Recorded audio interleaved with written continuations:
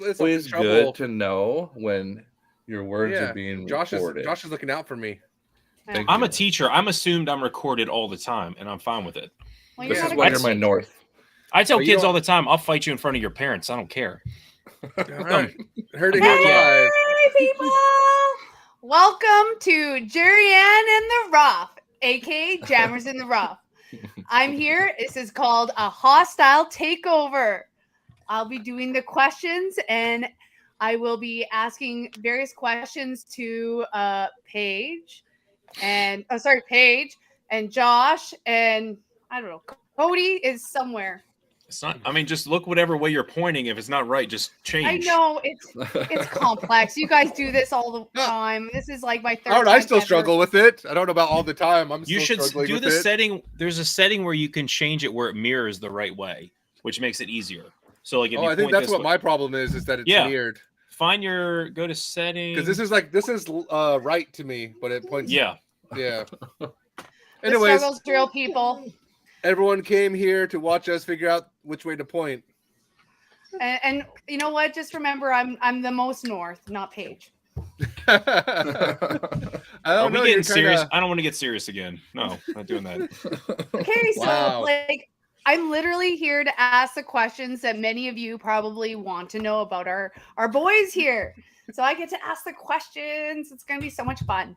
And I think it's good to note that we have no knowledge of these questions. None. In Going in fact, I blind. only knew of them like probably an hour ago. So We're a very prepared podcast. oh yeah, you gotta sometimes have fun and wing it a little bit. Can't be all like robotic. I mean, you can. That's kind of what Cody makes his name for. That's how he teaches PE. I know. Just freezes up, stage fright in front of the kindergarteners. Today we Okay. throw basketballs. Run, kids, run. All right. So my first question is how did you all meet each other to become and form Jammers in the Rough? Tell me that story. Ooh, I'm gonna let Paige should do Paige. that one. Yeah, that, You that should- Paige is a good one. Well, no, Yeah. because you were the one that sent me a message I'm first, the right? unifier. Yeah, you're the That's you're why the you point. keep. Yeah, You're my north. You're my All north. right. You're not my north. I've talked about it a little bit. See, we're already started off with the Page rant and the Page story time. This is how you know you're in for a good jammers. Oh gosh, a Even rant my is a good co word. want to hear from me. This is a great show. It feeds my ego. That's really how I chose Josh and Cody. But no, really, like I don't know. Josh created a DM Buy It Now only group, like what 4 years ago at this point. Something like that. 2020. And so I kind of got to know Josh over that group a little bit. And when it came to realize that he was in Eugene, which is like hour and a half, 2 hours south of me, I decided to kind of meet up with him and get to know him a little bit better. And which sparks the more famous conversation where it's like, oh yeah, that day we talked a lot about like future planning, goals in the game, how much it aligned, how much it didn't align, and just kind of networked. And watching it all kind of come to fruition over the 4 years is how Josh and myself met. Cody and myself met on some disc golf buyer feedback drama. Yeah, Where I was getting, I didn't get in trouble, but I was trying to, because like somebody sent me a disc that was like, oh, 7 out of 10, 8 out of 10, and it was completely trashed. And the guy wouldn't refund me. It was like a 5 out of 10. It was inked. It was torn to shit, like all that stuff. So I did a post where I was just like, hey guys, keep an eye out for this individual. And I got shit on in that group for doing that. But Cody was like the only person that reached out to me and talked to me about like, no, Paige, like, I agree with you. Look at, and we get into talking, and that was my first interaction with Cody, was him just reaching out and being a general, like overall good guy, helping validate me during, me getting shit on for trying to call somebody out for a collector's disc. And this is when like, I think it was a Crowned Eagle. And this was before Crowned Eagle's like $150 discs. I was upset. Like I paid like $30 for a Crowned Eagle, just tore to shit. And this is what was like really upsetting me, because I was coming back. I remember I was coming back from San Francisco. I did a trip down there, and I'm like in Grants Pass at a gas station, like just pissed. And that's how I met Cody. So over 2 years after that, maybe even a year and a half, we kind of befriended each other, kept talking, and then I kind of helped form the community disc golf lounge to be what it is. I guess what it was, because it's no longer what it was. But so in there was an ask, and so one of my cultural teachings is like, well, how do you know you're ready? They'll ask you. And so there was a lot of asks at the time for a podcast. Whiskey disc with Andrew was a fun McNallo. That was a fun one. Andrew What a McNallo. name! Yeah, I actually named it. That's one of my claim to I fame. love it. So placid. Because he would, like, Andrew McNallo would get. Is that how you say his last name? I've always seen it. And I could never in my head. It's not. He's just guessing it. Just Okay, like his last name. Okay, I was just Hey, like, it's my story time. But he would get like a glass of whiskey or a whiskey of the week or whatever, and he would just shit on everything that was going on in the groups. He would just like kind of say it how it is, and sometimes that made him kind of the group that he was doing in was Buy It Now only, which was Josh's group, and because he started getting popularity, there was like some issues. So I wanted to, one of the reasons with the lounge, I wanted to create a place where people can explore this. So, and do these things without feeling like, ostracized, without feeling like, it's going against some of these community standards, because the community standards should be supporting growth. And I believed in that wholeheartedly. But so I base a lot of what I did for the lounge off of a lot of my conversations with Andrew McNallo, but also what that podcast started becoming into based off of him, because eventually he stopped. He's, a nurse. He has a few kids and he got really busy and wasn't doing it, which I kind of miss. But because there was enough people asking for a podcast, I talked to Cody, I talked to Josh. They were kind of the two people that instantly I thought of. I wasn't even like thinking of anybody else, because what I wanted to do in my vision with the podcast was, let's not just do top tier golf podcasting. Let's have an MA3 player. Let's have an MA2 player, MA1 player, and let's get these different viewpoints of things, because that's the bulk of disc golf is these categories. And let's start talking about like, oh, well, this is my view of this disc. Here's an MA3's view of the disc. And you can start to see how opinions start to vary. And that's how Jammers Rough was born. I also wanted to keep that frankness that Andrew had while also being kind of polite with it, because that's like, I want to be authentic with who I am, right? Like, I'm not somebody that's gonna be like sipping on whiskey, talking shit. That's not who I am. But I will openly talk shit very sarcastically to people's face. So I wanted to keep that side of it. But that's how we met and how Jammers was born. I think you guys are just awesome. You guys just jive so well, and it's fun to watch you guys, do your thing. Sorry, Moist. Moist? Was it one Moist? week one? It was just like Paige sent me a message. It was like, hey man, I'm gonna go live tonight. Why don't you join me? And was it week one? Was it just me and you? And Josh came on like week two? Yeah, because I used to do a lot of like impromptu, like unboxings, stuff like that, like random, like, and that's where like I think some of those asks came from, because I was just talking like, oh hey, it'd be like, I'd grab a rare stamp disc, and be like, oh hey guys, look at what I got. It's one of my favorite stamps, and I would talk about it. I talk about the flight and my experience, and I would do that almost like weekly, because it was just I was getting 5 to 10 boxes of discs a week, and it was just like, not me. It was kind of fun to me, and Must so yeah. be nice. Oh, Daddy. But speaking of a bunch of kids, I know that feeling. And All then right. Josh, I knew you from pretty much through Paige.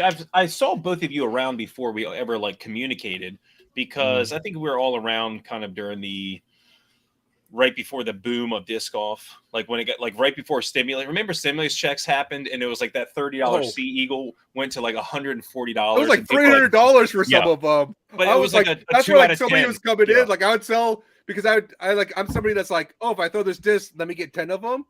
So I became like disc flush, where it's just like, hey, I have 10 claws that are $200 a piece all of a sudden.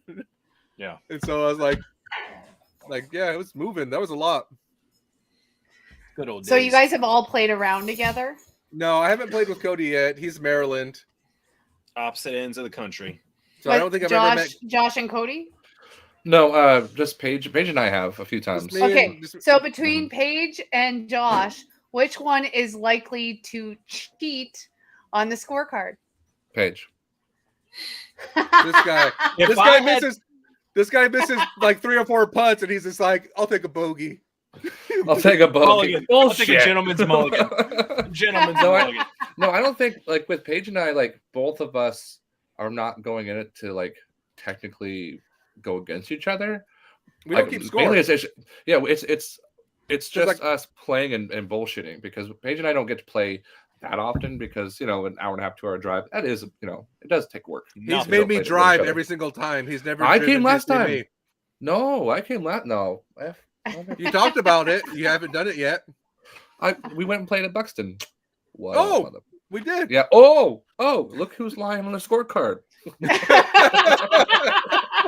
He's lying in life. Oh, that's awesome. Yeah, we definitely utilize the time though to catch up in person and just BS and just throw this. Yeah, and that's really what it is because it is like when we meet up with Josh, there's a lot of that future planning. There's that also that lot about of like, maybe even some frustrations because one of the times we met up, we're both admitting 2 groups, and sometimes you need another admin to invite. Like, why are people just not decent humans? What's going? And like you need that vent. So I will say it's a lot worse in the U.S. groups than it is in the Canadian groups. It's and even in, like, Canada is polite. We get it. That stereotype is real. but like, there's something about the internet that like just makes like some of these like U.S. disc golfers just come out like roar, and you see all the ignorance and the racism and the prejudices come out. It's like, why is it gotta be like that? It's not what disc golf's about. We're supposed to be hiding behind the screen inviting. too, and then also like the power dynamics. Like as an admin, like I would add like there's like one time somebody was like just like really like blowing up my inbox, just pissed off at me, and it's just like I'm not the one that is calling you out. I was asked to talk to you from the person that is anonymous because it's like I don't know why like you acted like I have some grudge against you, like it's personal. It's not like this guy just wants to know where his disc is at. You're trying to play mediator between people is wild. It's just like people go off. I'm like, all I'm doing is asking you a question. They're like, nah. That's one of the reasons. You know what though? It's a little bit more challenging. Like when I first became the admin to the Canadian Disc Golf Hub, being a female, they just didn't want to like listen to me. So if I'm having an issue and I'm trying to resolve it, it would just go into full blown attack, and I'd have to pull one of the other admins. So like, you've got to resolve this. Guy's going off on me. But like after I think about a year, now it's kind of like I'm the one you want talking to you because I'm like not judgmental. I don't really care. Let's just resolve the issue and call her a day. Yeah, my admin persona was like very factual. This is what I heard. This is what you're saying. Something doesn't line up. What is going on? Things like that. But I remember being at a tournament admitting, and I just missed a putt from like 10 feet or whatever, just mad. And I'm just like, why am I'm not worried about, I'm not focused on my game. I'm sitting here putting out a fire. And I'm like, that's literally in the middle of the tournament. I was in an admin chat. I was like, guys, I'm done admitting. Have a good one. Did my farewell then you post. just left. He's like, I'm done. Took a picture of the mountain. Did my post. I was like, I can't, it's free time. People are people, and it's just like, okay, cool. Like, I don't need to, because I'm very like empathic by nature, and I don't need to like absorb a lot of that like energy and those feelings while I'm playing. Mm-hmm. Yeah. But you also, like you mentioned, like the buyer feedback group, and like I always feel like it doesn't even matter what you post and how legitimate your concern is. You're gonna just get blown up by all the trolls out there, just waiting for you to come in. And it's like this wave, right? Like, oh, here's the trolls coming, but here's the real support, and like, which one's gonna tip? And then it's like, oh, all the trolls won, or all the support won. It's just like this fine dance of it all. But the thing is that it never used to like always be like that. There's always those one posts where it was always like that. No. There were posts where it was gonna get where it was super intense. Feedback. Yeah, which they happen every once in a while. Like, but give it like 2 years ago, a year and a half ago, like the feedback page wasn't always every single post. It's someone's gonna get useful. It used to be useful. Yeah, it used and to I still use it. Well, man, I just think it's funny watching Cody come up in the. Oh, Cody's on it nonstop. Me for like a good 20 minutes. I'm like, oh my god, this is awesome. I always tell people like, hey, just check just look up my name on feedback, and they're like, well, I'm gonna make a post about it. Like, all right, that's fine. Like, just search it if you want, but all If it right. makes you feel good, Yeah. right? But I just thought it was so funny. All the comments on there like sound like a superhuman, but all you are is a moist maker. Aren't they the same thing? Yeah. It's the same thing. All right, we gotta move on. I got other questions. I need to know your guys' answers. Real quickly,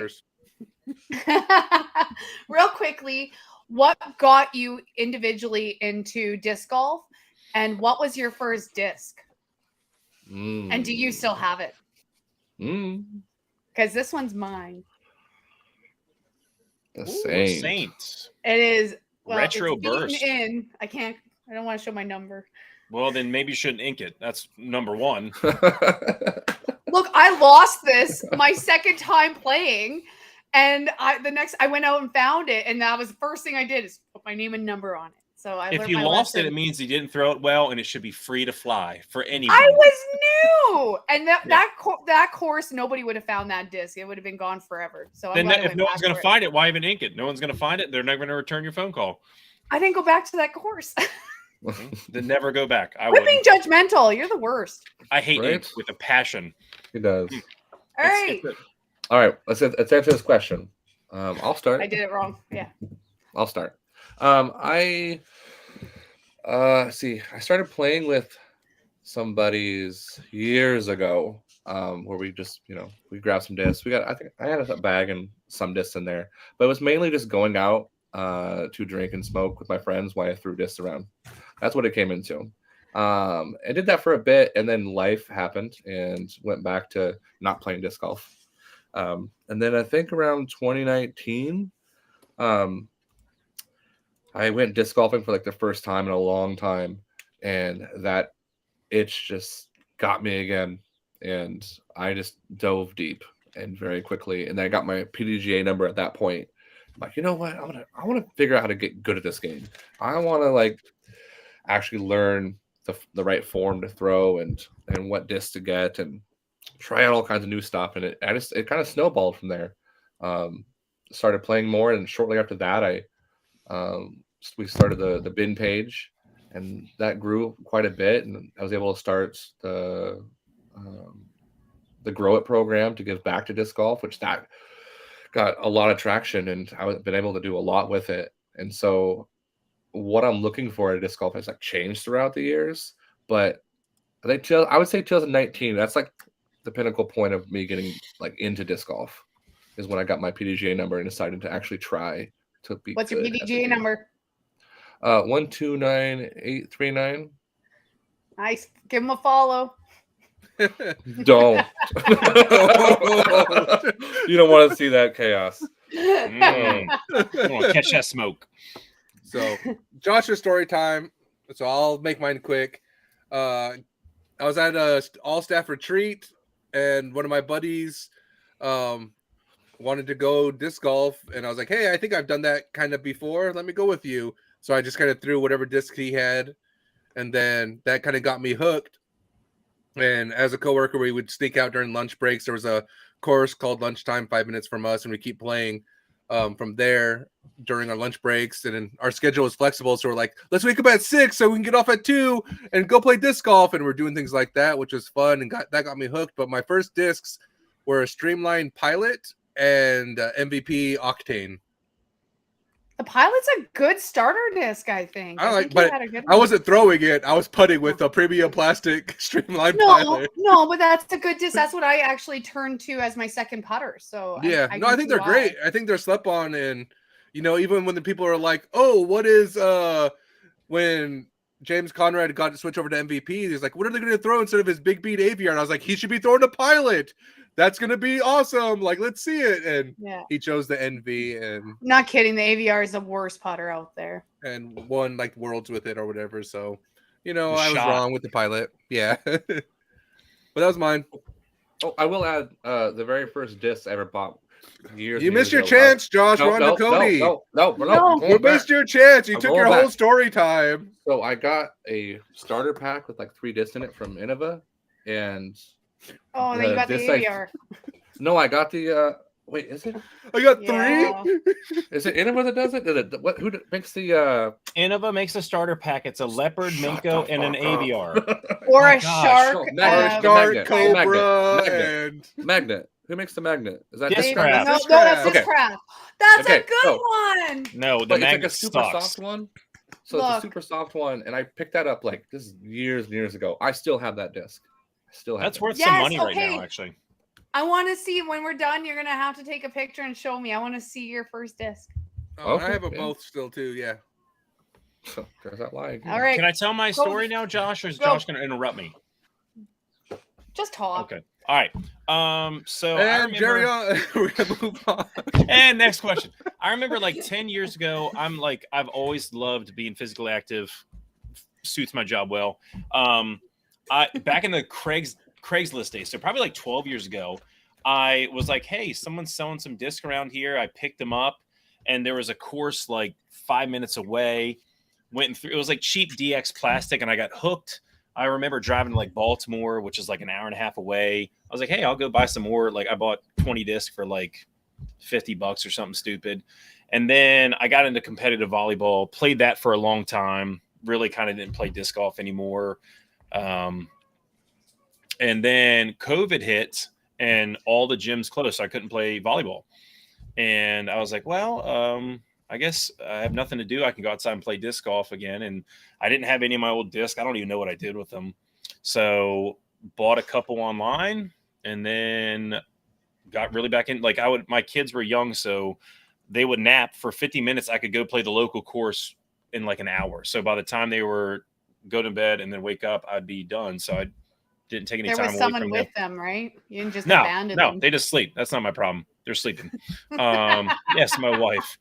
And so that was a good way for me to be physically active. And then I started teaching at my gym and at school, and it's great. My first disc was, some DX stuff. The first one I remember was I went to Dick's like 12 years ago and bought a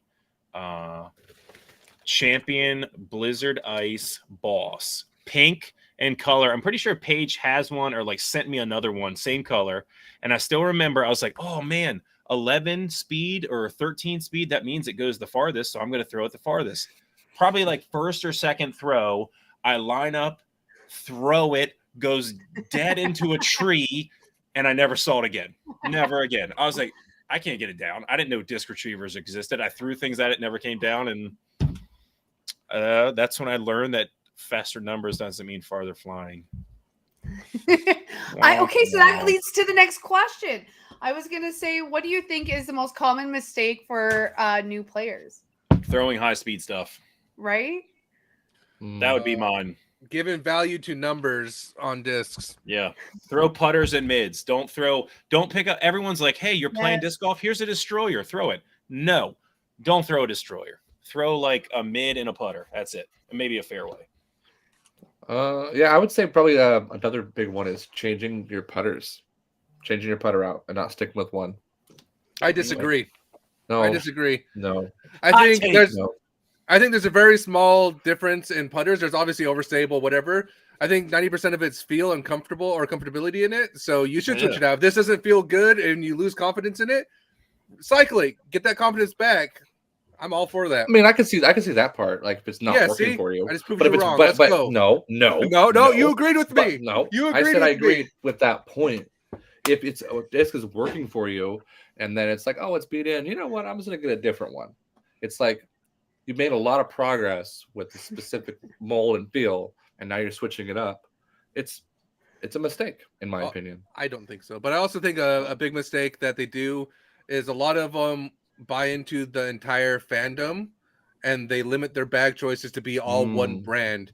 And I think there's only maybe like one or two brands out there that might be able to fully be like, all your whole bag and your set. I think companies do things better than other companies, and being able to explore some of that, I think, is beneficial. But they're all like, they make it their identity because they don't have identity on the course yet. And they're like, I'm Innova, I am Discmania. Well, now I guess it's like Discmania, it's MVP right now. Is getting that big push, but like all of a sudden all their identity gets absorbed into that. And after like 2 or 3 years, they're like, oh, well, let me try this, let me try that. And it's just like, man, if you would have just like explored some of these options early, I think it would have helped you out further. See, I think for people in their first year, I think a common mistake would have to be is looking for sponsorship. So you see so many people flocking to like Prodigy, and that's all they're throwing. They're not able to really find out what discs actually work with them and for them, and what molds and plastics. And I just feel like in your first 2 years of disc golfing, don't be sponsored by a disc company. Feel everything out and find what you love. Kind Yeah, of your game's off still like that. developing. If you limit Yeah. yourself based off of a company, and then all of a sudden, like like Prodigy, their distance drivers are very hard to get like a feel for, Yeah. and you start to push that, then all of a sudden, like you're learning. You look at Kevin Jones, where he starts like such a severe hyzer flip, and that's cool. But then when you switch to a different company, you're like, oh, I don't have to do that. Yeah. So like many get a feel for people, them. so many people, or even non-sponsor players, are like, well, I'm turning my bag only Discraft or Discmania. I'm like, Yeah. why? Why are you doing that? Are they paying you to throw all their stuff? No, I just think it's cool. Like, I understand if you think it's cool, I guess I understand, but you're limiting yourself to a certain brand when there's so much good plastic made. Like my bag, I might have 1 or 2 discs from like manufacturers. I might have 3 the most, but I have so many different brands in there because I find discs that work for me. I never understand why people throw only one brand unless you're sponsored. If you're sponsored and you have to, sure. If But no by one's then paying, you should know them. yeah. But I also think like this idea of like fandom we get from like Dominant Society Sports, which is like team, right? Oh, Green Bay Packers, raw. Oh, the Vancouver Canucks, let's go. Like, But isn't that what disc golf is so different? that's what I you mean. can That's what I'm cheer saying. But for- they get their definition of like how they should be a fan, and so then they're like, oh, Prodigy, let's go. All of these things, and then being like, no, follow a player, like a player, like, Yeah. hey, Maria Oliva, let's get the construct, let's go. Yeah. Oh, hey, we got Ricky Wysocki with his felon, let's go. And then you buy these fans, or Gavin Rathbun and his enforcer, but follow that's the what I person. like. People Even who like follow Jomez, the get a players. Jomez Zeus or something. Like, I think those go further than one regular? bag. or just throw Yeah. whatever. DX Rock. All right, so we're just gonna take a side step here. We're just gonna do a Okay. little. We don't do that here. We are very strict. We are very precise about what we talk about. Stay on topic, Your or else, poor wife. Hey, or else Paige goes off on rants and tangents, and 20 minutes later we're talking about like clowns wearing hats or something. It gets wild. speaking of carnies, Oh god. I didn't even go there yet. You didn't give me a chance. Dang it. So what's the carting story there, Josh? Oh, when he goes into the woods and he disappears from he us for weeks. disappears for weeks on Oh, end. I'm And like, then he shows up right cardi over my cam. head. Yeah, he's I'm like, like, holding who the French hell are fries. you talking about? Who the hell You, is Cardi, here? man. You, Okay, first off, the Cardi I'm not- family. He goes deep into the woods. We're like, hey, No Paige, have you cell heard from service Josh? for like He's a like- month. And then he'll come back and he's like, sorry, Month? guys, I was in the woods with my carnival people. We're like, what are you talking about? First of all, never called them carnival people. Yeah, the Cardis. maybe we Get did. it right, Cardis. Yeah. You do. You Yeah, call they're them carnies. carnies. Well, they're carnies. What do you call them? Family. Carnies. Well, what are They're we? my family. Family. Well, I'm not a carny. Told you, I Don't told It's get just it. my Cardi family in the family. woods. There's a family in this Family? family, That family That in the sounds woods. worse. My family in the woods. That sounds Yeah. way worse. The Appalachian woods. family. Hey, Appalachian Mountains are where I'm from. Okay, calm yourself. Makes sense. No, I'm out there. Makes I'm out, I'm out there for 2 months. No, I have to go out there a lot for several months, See? but I'm really out there for a long spirit, like a 12 or 13 days. I'm in a tent out there. Yeah. Making French fries, spinning cotton candy. I was like, you're Playing like guess really your weight. tried hard not to describe. You're just like, yeah, this is the thing that I do, but let's not talk about it. And We're then, here to talk and then disc golf, Paige not and I just carnival. make fun of him. We just make fun of him. The whole 2 weeks is gone. Just texting back and forth about the dumb things he's doing. Like, oh, I wonder if he's guessing someone's weight or singing for the Yak Woman right now. Do you No, it get is them the- throwing discs in basket now, and it's like a Prodigy basket, so they never go in? Wow. I like that one. That's solid. I'm gonna use that one, but I do take my temporary baskets out there because there's some really cool lines you can do. But I You work can at throw the funnel Oregon cakes Country in it. Fair. And it is a city in the There's a woods difference. full of amazing Yee-yee! people, amazing artists and bands. It is my resets me for the year. IT And it- as in the clown. I Do you like guys how see yeah, the way it he resets me talks for the about year. it though? Like it's like he goes into like it's a this carny other lifestyle. world. Wow. It's a beautiful place, and it can restore your faith in humanity so easily going out there with those people. And then he comes back to the online disc forums and he loses it instantly. And then Well, I mean, Look how see you talk Paige's to face. him. You're so mean. You're the See? worst. This is what I put up with, Jerry. No, I would say- sorry. They're always they keep me on this podcast to make fun of me. That's the only reason I'm around. They don't make me do anything important. They just make fun of me, and I'm okay with That's it. why you come high on pain prescriptions. Or muscle relaxers. Mystery muscle relaxer. I did find out what it was, but I don't remember what it's from. But I still got a couple. Oh my god, I love some of the comments coming through. I don't know if you guys are No. even reading them. I can't read. Family in the Facebook woods. user tends to be lurchy, so it's pretty funny. Facebook users, it's usually Jerry or Lurch. That's all it is. No, Dale Semple comes in once in a while, but you Mhm. know he doesn't have to Oscars. stay. Mango Coyote. I don't even know who that is, but that name. That's Chris Estes. That's my guy. Who? not It's my, mangy. not my It's spouse. mangy like a dog gets mange. It's not No, mangy. it's see, mangy. mango, It's mangy. mango no, you gotta say coyote. mangy. No, I'm it's gonna say mangy. No, you said It's mangy like mangy. a dog gets mange.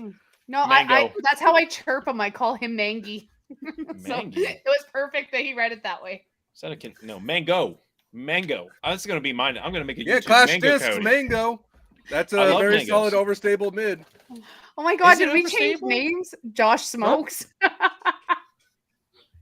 Well, So much judgment. smoking is bad, Josh. I taught a unit on it in health last month. Yeah, but if you don't smoke, are you really a carny? That's true. It's true. It's It's true. true. It kind of comes with the lifestyle. That's Uh-huh. true. There's a lot of Would trees you in the ever have woods. known that? All right. Do you not have carnivals in Canada? Yeah, but they're all like ex-cons.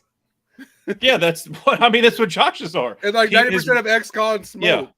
They're That's not the cool people that you see on television. They're the sketch people that are like methed out in the backyard a couple days later. That's Josh's family. Yeah. That's Josh's family. He takes pictures of him without a shirt on. Just Just left out? Yeah. I don't think so. He's talking about like this like peaceful place that refreshes and restarts your life, but like not Have you up ever- here. Have you ever listened to a drug user describe their experience on drugs? Very similar. that's true. Very I similar. feel like you don't know what I do for a living. Drugs. No, Oh. but I hear how they describe drugs all the time. Are you flaunting your berg there, Cody?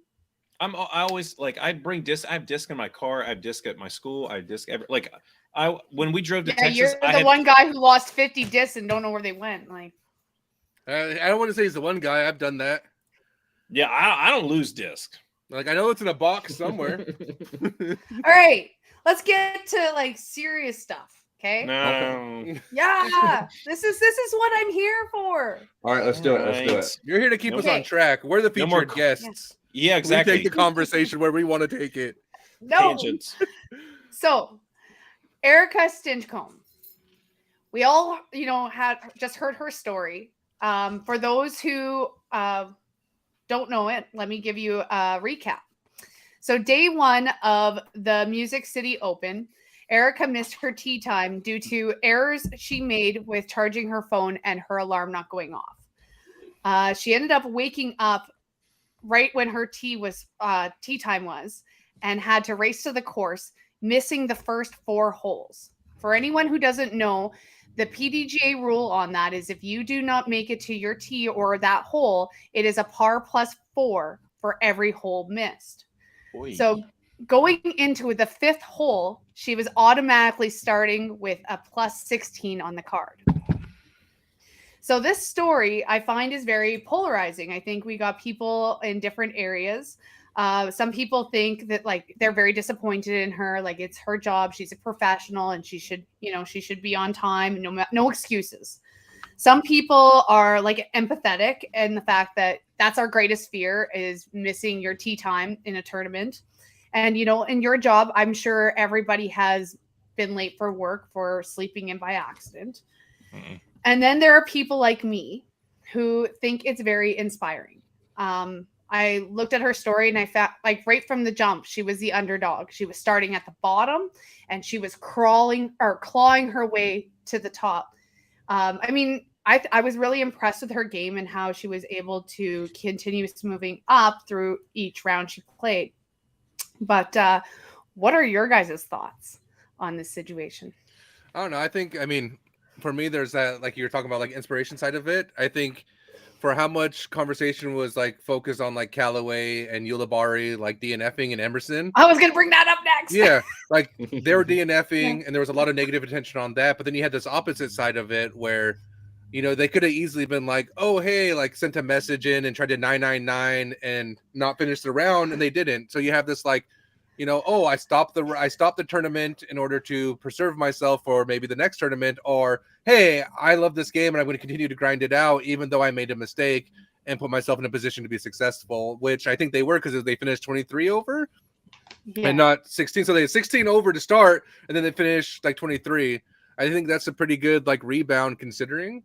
But also amazing. like for me, like I'm tired of this conversation because I feel like you're just saying things that don't have any weight on the circumstance when people are like, you're a professional, you should be there.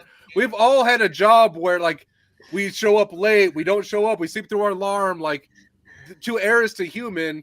And like I'm tired of these arguments like you're a professional, like, well, what does a professional disc golfer actually mean? It's not like, yes, it's somebody that gets paid to play disc golf, but their primary job is to sell discs and period.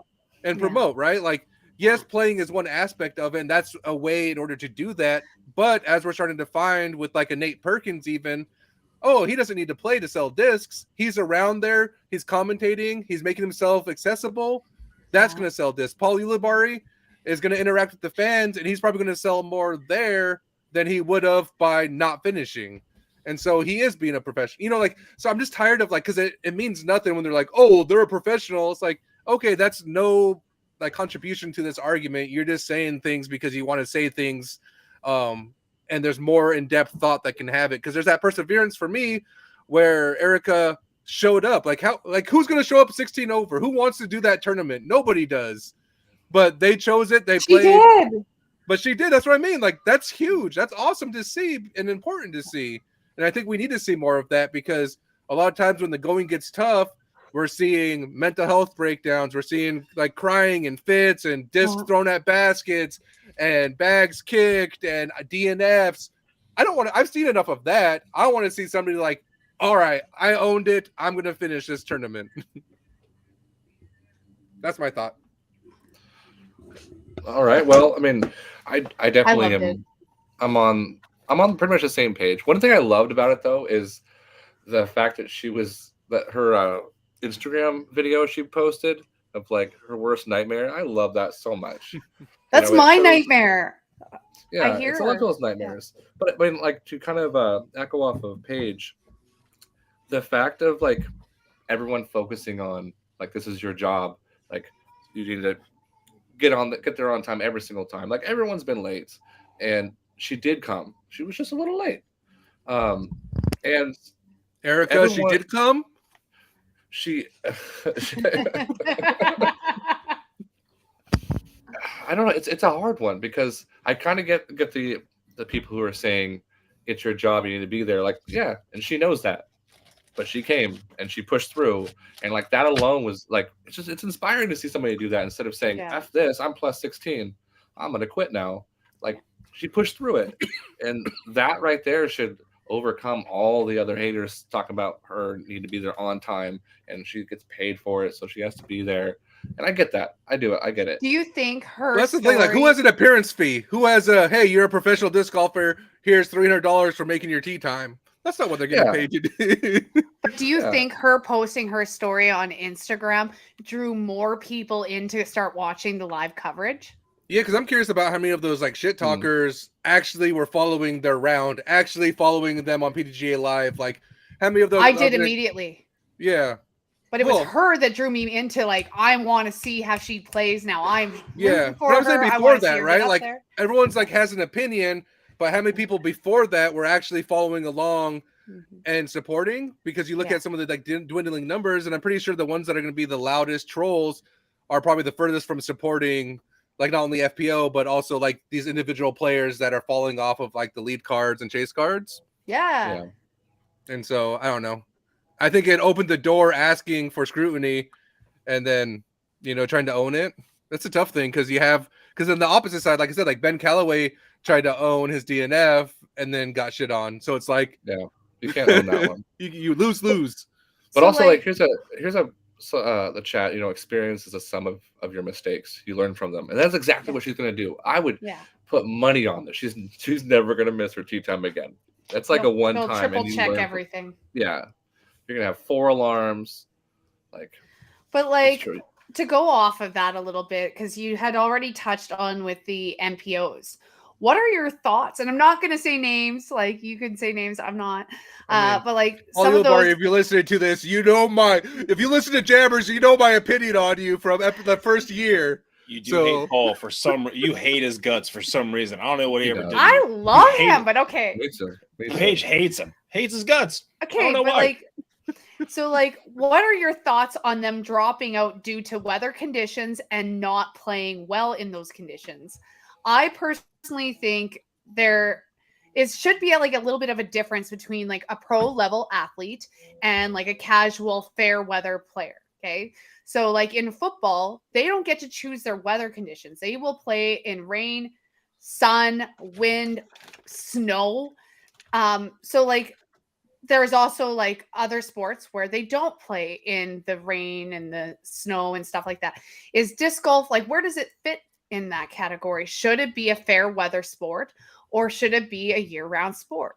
I think this comes down to your sponsor. Your sponsor needs to put some. No, I'm saying, listen, Josh, don't just start shaking your carny beard already. Okay. You probably got like funnel cake dust in there. If like a lot of sponsorships, like I remember Chris Dickerson was talking about when he was sponsored by Prodigy and now Discraft, he has it written into his thing. He has to do a certain amount of events. So if you reach that allotment, then I don't think that should go against you. If sponsors want you to play more events, they should pay you more, but they should also have it stipulated in your contract. You have to play this, and this, unless barring injury. But because NFL, they don't get a choice. Their contract says they have to play, whether it's rain, whatever.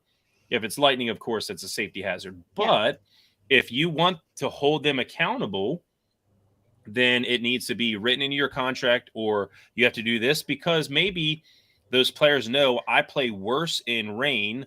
I would rather skip this event and pick up that event I need to do in a better area, which is going to play to my strengths instead of my weaknesses.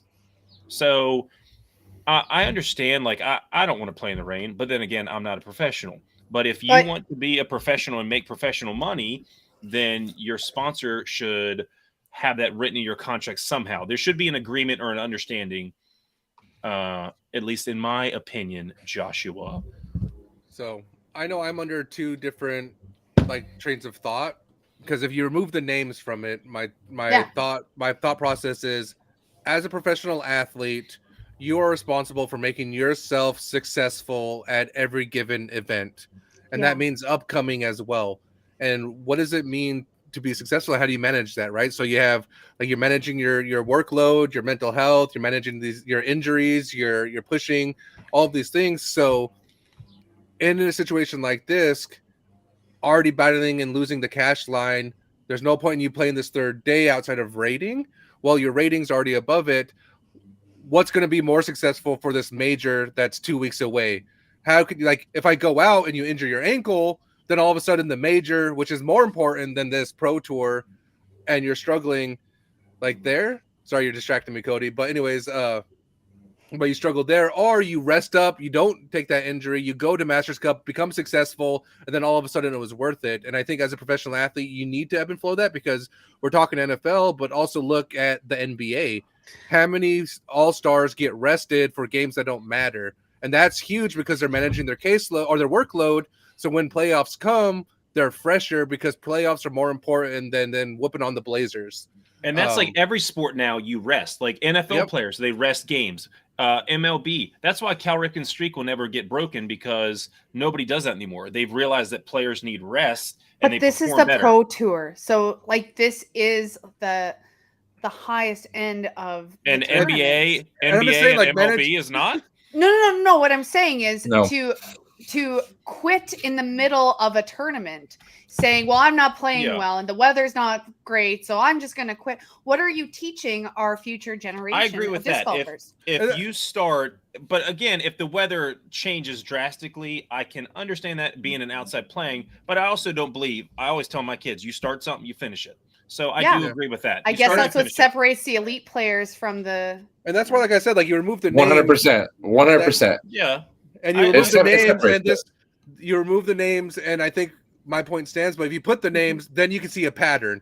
Ulibarri has done this before, and now that pattern is showing and quitting. So that's not the argument about, hey, managing your workload, managing your mental health. It's like, oh no, this is the going's getting tough, and you're walking away. Mhm.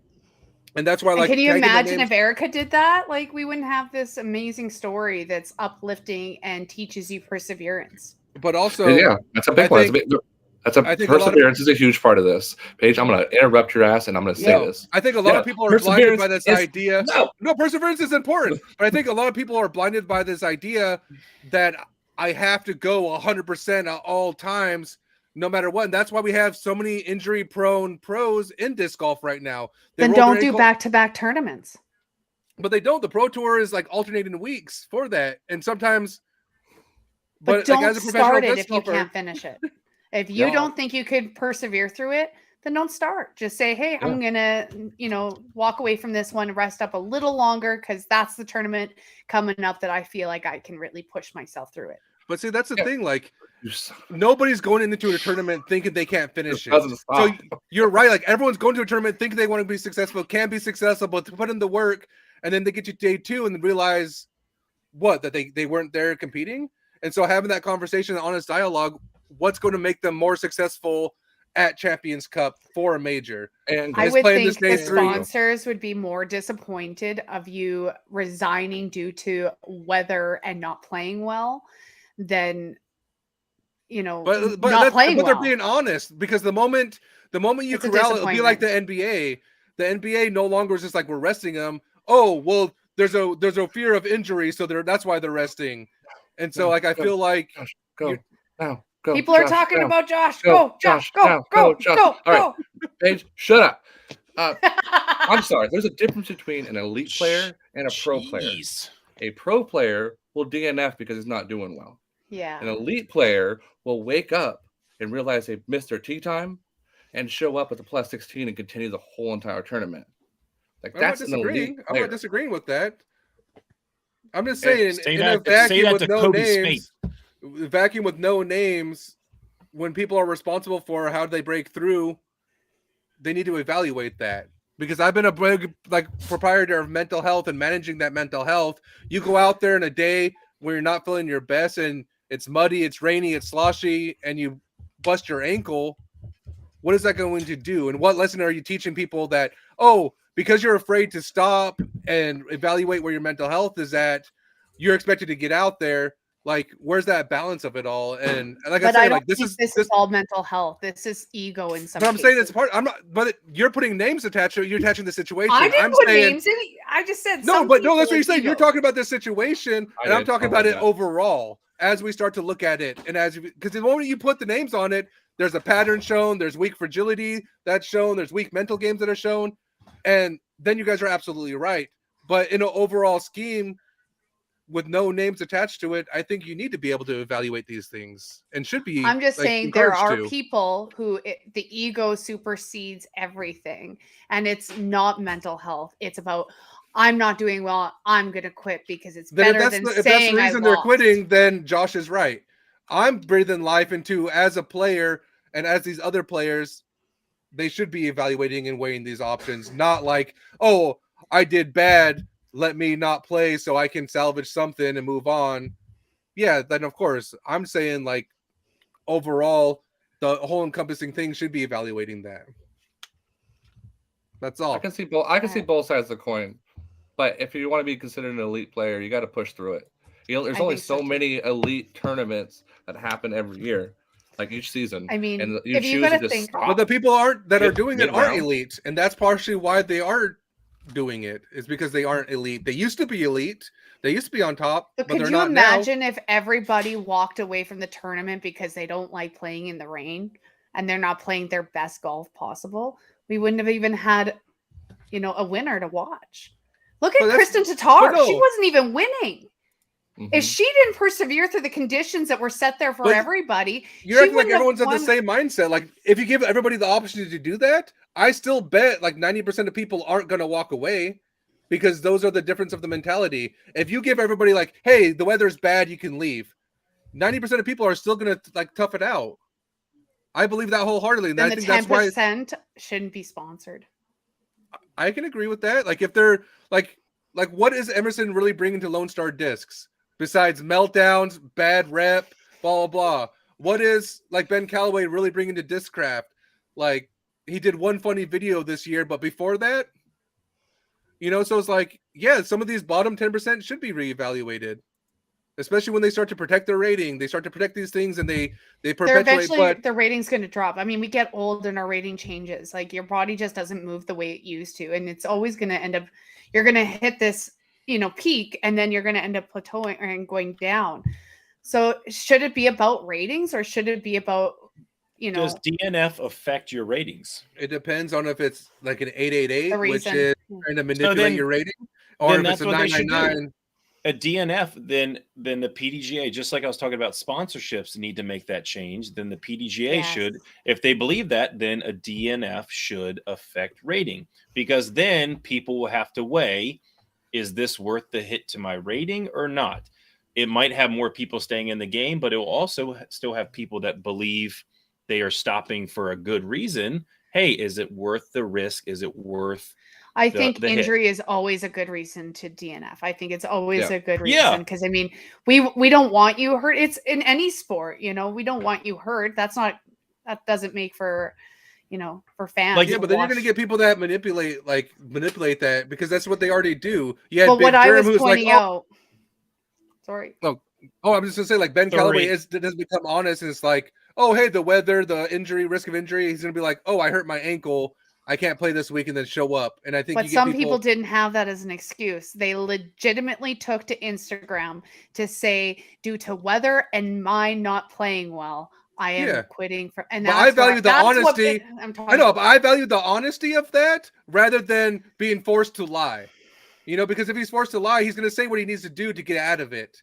I'd rather have an honest conversation Yeah. about why Oh, he's I'd doing be it. so bummed if that was, I somebody. mean, look at Big German in Vegas. Like, oh, I have an ankle issue. Shows up in Waco, fully healed. It's like, okay, like ankle injuries, if it's that severe to DNF, don't go away in a week and a half. In really just a week, so he can start to do his practice rounds. Well, it depends could, what kind it of prescription could, yeah. medication you took. No, I know, right? Also, it could be like a rolled ankle. You're not going to play a tournament on a rolled ankle, No. and then a rolled ankle can heal in a week and a half.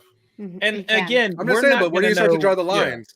I'm just We're saying, not like, the gonna moment know you open people's- scrutiny, that whole door is open, and you need to start to call into question every single one, and that becomes a real mess.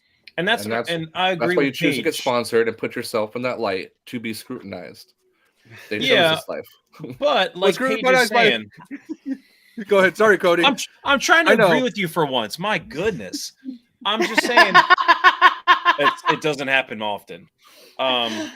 But until you're actually that person, because maybe he said, like, I quit because of the rain. Maybe he was fighting some sort of illness or injury. Again, you're never going to know the true story unless you are that person. And maybe Big Germ, maybe it wasn't that bad of an active or an ankle, but he was like, hey, I don't want to play. Not worth it. Not worthing the, like, I've taken off because my ankle feels a little off, and I know my body well enough. If I did play on it, it would probably make it worse. I just had to talk with a student today that's in a cast in his thumb, and his parents want him out of it so he can play a baseball tournament coming up. And I was like, dude, you can get out of it and you might be fine. But if you mess up your hand now, 1 week early out of that cast might be 2 months extra in the cast. Is it really worth it to you? So again, it comes down to a personal choice. I think if they want if they want the DNFs to affect rating, do it. Make the PDGA, hey, if it's because of this, or they should have something different for baseball or for injuries. Like baseball, if you're injured. I look at it so differently because when I go into a tournament, I don't look at a tournament saying, hey, I'm going to win or I'm going to place in top 3. I don't ever look at any event as I'm winning or have potential to win. I look at it as, what do I want to do? I don't care who's winning, who's at the bottom. I don't even look at the scorecard. I like take score, but it's all in blind. So I never know what the score is at the end until somebody's congratulating me or congratulating the next person. And then I realize. So for me, I like, it wouldn't even be a thought in my mind that, oh, I'm sucking. I'm just not doing well. So I'm going to look for an excuse to get out of this and say, oh, it's weather. You know, that sun was too hot and, you know, I could get heat stroke. So I'm going to back out now. And so that's kind of how I'm looking at it is at what point, like, do we say, hey, like, we're going to have fair weather golf or we're just going to have year-round golf? Because I don't know if we could have a pro tour if we relied solely on fair weather. Yeah, because if it was fair weather, it would only be California, Texas, Florida, like everything like closer to the equator, and Portland wouldn't have the pro tour. As of like, I'm a firm proponent, or like all weather golf needs to be kind of like, I'm supposed to have rain this weekend. I'm not going to pull out of the tournament because there's rain this weekend, but also I'm taking precautions knowing I have plates in my right leg. It's going to be muddy. It's going to be sloshy, and I'm going to hurt my ankle. And if I wake up Saturday night and my ankle is flaring up, there's a likelihood that even though I'm not injured, I might DNF purely because my ankle is flaring up, and I don't want to risk that. And I know that's a possibility going in. And you know, with the Callaway situation, who's to know that that's not something that he's himself is struggling with? Though it's the weather, though it is like I can be fully aware of some of those things, and I need to be aware, because if I'm not aware of that and I hurt myself, then I am, you know, I know I'm going to battle it. I remember PDX Open last year. I wasn't walking on hole 6. I was limping. I fucked up my ankle, and I pushed it through. Every time I'd rip, I'd scream in pain. What did I prove? What did that prove to anybody? And I finished hole 18, and then I coasted it at Pier Park, not walking, and I, you know, top 10 that A tier or that Pro Tour AM side. And what did that really prove besides, hey, I got to take off a month now because my ankle is fucked? Another tournament before that, Dexter, Dallas Garber, who's a guest on here, won it. Ask him about it. I couldn't walk because it wasn't how I was injured. It was the metal plates were flaring up because of the temperature drop. And that happens like once a year, and I can't walk for a week. But I taped myself all up because I was so afraid of DNFing that's how I played. I was lead card. I had fun. But like, when do you start to weigh those? And like, who are the ones, like, because when you have arguments like this, everyone's like looks at it black and white rather than what this gray area is. And as an athlete, you're responsible, because how many phone calls did I get after the PDX Open about my ankle? How many people were really outside of the nosy ones like, what happened? Why'd you blow up? Like, outside of those people, nobody was reaching out. So it's like, what do I owe anybody when I DNF? Same thing with these professional athletes. Like, everyone has an opinion, but you know what's truly going on. But it's your fans who are buying your disc, so you owe it to your fans. Oh yeah, I owe it to my fans. No, because I'm just saying, like, if I'm buying your disc, I'm supporting your tour. So when you DNF, you better explain that to me, or, you know. Man, I just value the honest explanation over the, oh, hey guys, I hurt my ankle again, or like Paul Ulibarri, oh, my shoulders continue to plague me all season, and then, oh, well, now I'm DNFing with no reason. I mean, people pick up on the thing, so either people are they're only gonna believe you so many times until they quit believing them. And you know, if Callaway and Emerson and like Ulibarri are gonna continue to do this, I think the fans are gonna dwindle because it's gonna be reoccurring. The argument I make is the rare occurrence that when these happen. And like you were just saying, Jerry, they have to sell discs. If you are not finishing and doing well, people aren't going to buy your disc. It's like the market is going to react to that. So if every time, even think about like even Ulibarri, what does he sell? The Captain's Raptor now? And even then, that's not a huge seller, but you have got a promotion or demotion to a new team. Yeah. Where he's a sole person on the team. The Legends. Yeah, but then you have Simon Lizotte, who's winning, who has that personable character who is selling lots of discs for whatever company he's for. They want So, you, Josh. oh, okay, let Josh talk. What's he going to go off I have about nothing now? to say. Go off, Of King. course All right, not. I got another Shut question. No, down. no, not. Let me no, let me so, switch no, it up. No, Let me okay, switch it fine. up. You know what? Let her No. finish. Let her end with her question because you're going to say we're close to our hour. Let her get it Not I'm what I out. was gonna close. I say. have one question. It's Okay. really lighthearted. Okay. What are your thoughts on spoilers for these events? Is there such thing as spoilers for live sporting sports? events? Nope. Absolutely not. Absolutely Nope. not. Yeah, Well, Agreed. if it's Agreed. live somewhere and anyone can watch it if they choose to, You or have this. purchase If it. you wanna It's not- know, it's look not at a it. lot. It's not a lot to get it. And if you're really into disc golf, you'd be watching live sports of At- it if you can. And there's At no this such point, if you're thing trying as- to there's hold no on such to, thing as spoiling live sports. Go fuck yourself, bitch. I Okay, agree. I was so agreeing if with you- you. I was If saying you we all didn't get a agreed, chance man. to watch it and Goodness someone did a gracious. spoiler, does that prevent you from watching it? No. No. No, Doesn't for not me at all. either. No. All I know is at this day and age, we've been doing live spoilers this long that if you really are trying to preserve it, you know to turn off your TV, your Reddit, your get off social Facebook. media. Facebook, yeah, social media in general. Get off You of it. you know that by now, and you're not being spoiled. The people that get spoiled are seeking that spoilage at this point because you know the moment Simon won, there was 10 posts about it. The moment he made a face and Gannon Burr went out of bounds, everyone was already like, all right, Simon won. Like nobody, like if you're trying to avoid spoilers, be like, what was it? How I Met Your Ted Mother. Mosby. Ted I was Mosby thinking, with his remember he got- glasses. yeah. Well, yeah. Or is this like he's walking around like What did Ted he call Mosby. him? There's no spoiling live sports. And Ted Mosby. It was like the sensory deprivation device. Yeah. Yeah. That's what it was. And he dated a Canadian, so you know. Yeah, it's also it's hard to not get spoils of live sports when you admin a disc golf page. Yeah. I'm So if I don't anti-admin want to stuff. get a spoil because I have to miss not watching it live, I'll do my damnedest to not go on Facebook. He'll make And his sometimes kids admin. it's so automatic. Like I'll turn on Facebook and realize what I'm doing and just like throw my phone down. Like stop, no Facebook. No, I have Because like I watch wanna- parties with yeah. like my buddy Eric Say Chow, so shout out. But We don't do we'll those be here. like on Facebook group and we'll be like, Tatar, what happened? Or like, we're just like watching it like live. And he's like, oh, I'm not watching it right now. What happened? Like, and that's you find your buddies like for that. But yeah, if you're trying to Speaking preserve of fantasy disc golf, who's winning? Shut up. The only You are. fantasy you're winning.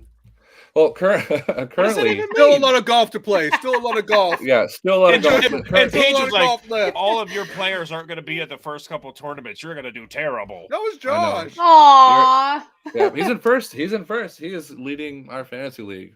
for Tatar, sure. I put my eggs in Tatar's basket. I hitched on that Gross. wagon, and she is taking me places. And Calvin. All right, host, you got to keep us on track. We're going over our hour mark. Yeah, I'm confused. What's happening? Well, I don't know. I don't wrap things up. I told you you're going to wrap it up. Well, let's.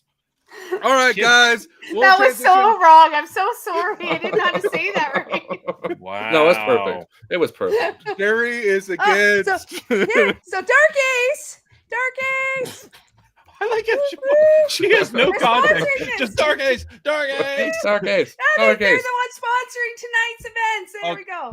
Oh yes, they are. They are the sponsor tonight. So you know what? Let's Yeah, go show us your on. titties. Oh my Show gosh. us- Come on, Josh. Banner. There's a banner. You know what? If you want 15% tickle. off at All right, Dark let's- Ace yeah. Disc Golf, use Yeah, Deadly 15% AF. off. Use I say Deadly we AF. always pick one of our sponsors each They podcast got these to sick display, hoodies and right this week is now. Dark Ace. I'll give you some context. Just Woo. Jerry just starts screaming Dark Ace and showing her shirt. Or who We're- pause. So those. yeah, if you can see her, use her I love that code graphic on the back. Deadly AF for 15% off at darkacedisc.com. Check it out, save some money, and check out some cool swag. And so before we close out, everyone, wanted to thank you all. Like, follow, subscribe, whatever. Jerry, thank you for doing a takeover. We really appreciate you. It was an absolute blast. It was Remember, fun. everyone, It got heated. I liked it. championship Mm. level courses are meant for championship level players.